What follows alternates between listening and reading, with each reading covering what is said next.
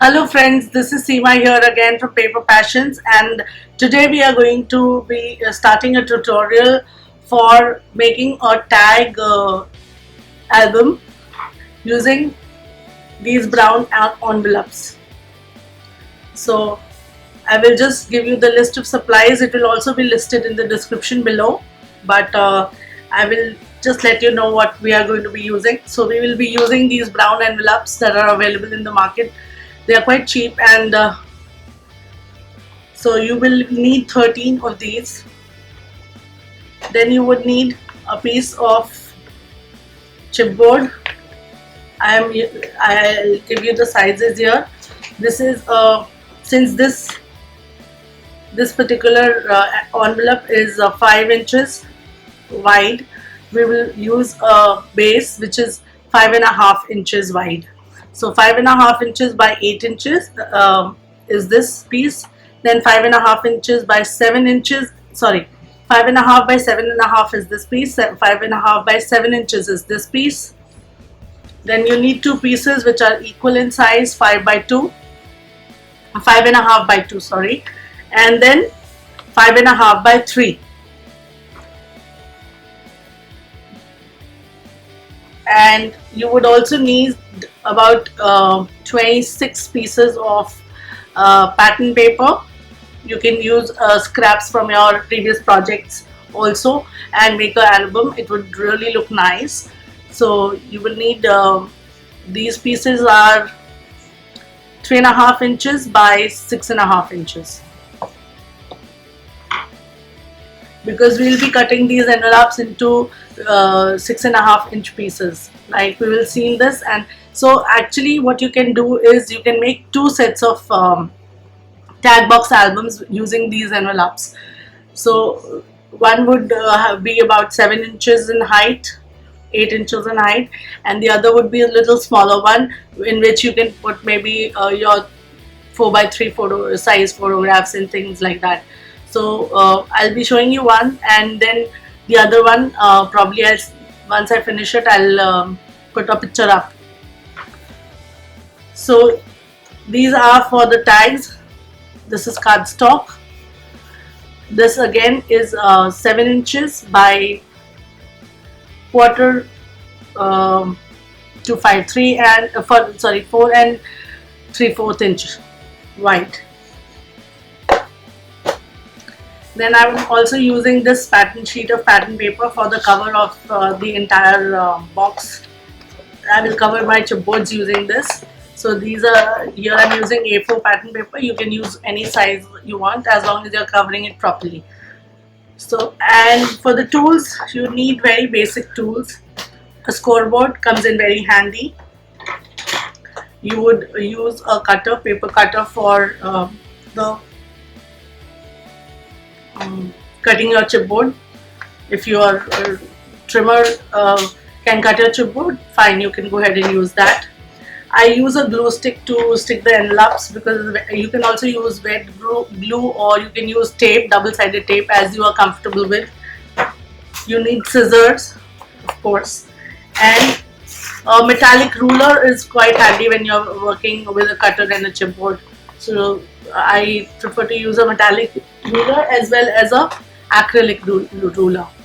So that is it about the tools. How we will begin? Probably this particular tutorial might take more than one video. So I'm beginning with how we will start, and let's see how big the video goes, and then I'll break it up.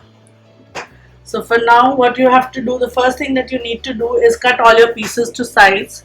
Once all the cutting is done, you will then take your envelope and you will stick this flap.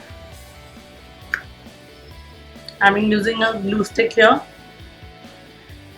I'll be using wet glue to stick the envelopes together, but for this part I am using the glue stick because I don't want too much. This paper is quite thin. I don't want to add too much glue to it. Because it would warp. So a dry adhesive works better. Once that is done, I have two samples. I'll just show you what I'm doing here. All I'm trying to do is I'm just sticking this flap, the open flap here. Now I make sure that I do not apply glue right till the end because this will stick to the base. There's a small V in here like that, so we don't want to apply glue in this area because then it will stick to the base. But you want the edges to be nicely stuck, so you apply a good amount of glue there and then simply fold it over and stick.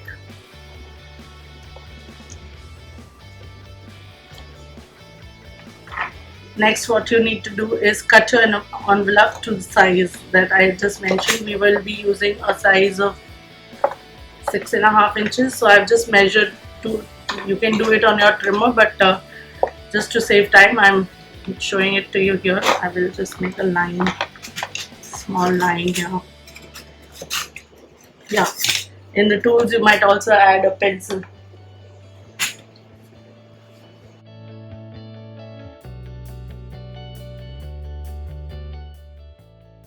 So I'm just joining these 2 points to give me a guideline as to where to cut.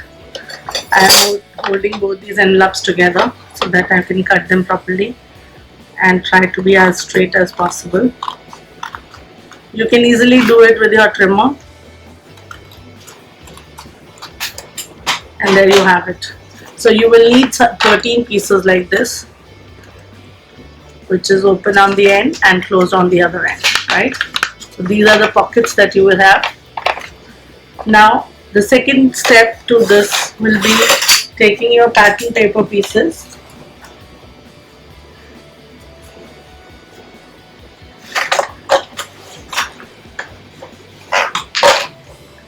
and this is 3.5. We'll scroll it down the middle, which is at 1 3/4.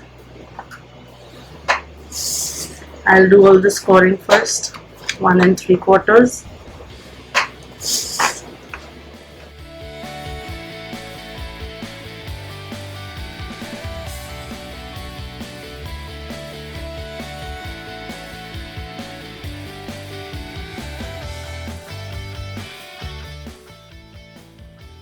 A good amount of dry glue. I can use wet glue for this. I can also use um, double-sided tape, whichever suits you and which you find is strong enough to hold it. You will go ahead and do that, and you prepare all your envelopes like this. Just make sure that it's nice and snug.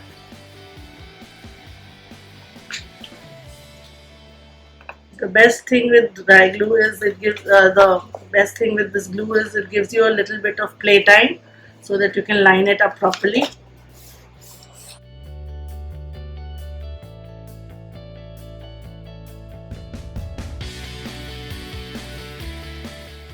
Okay, I've gone ahead and covered in all my envelopes with the pattern paper. I've also added double-sided tape in the center.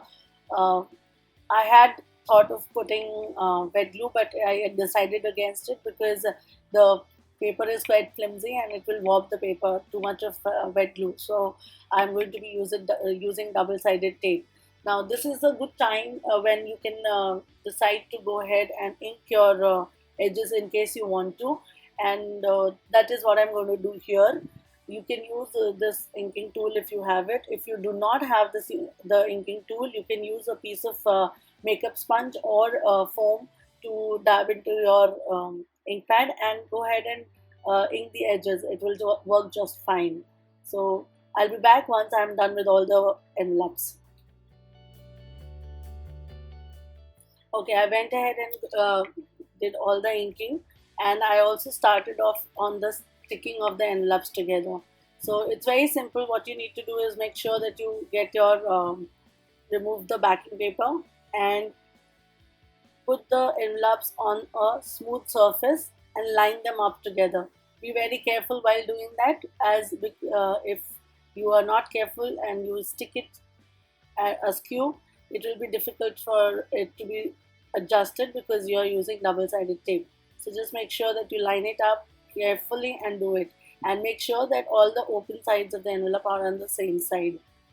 Once you're done with that, all you need to take care of is the tags, which you can use any kind of pull tabs. You can add a punch on the top and add a ribbon.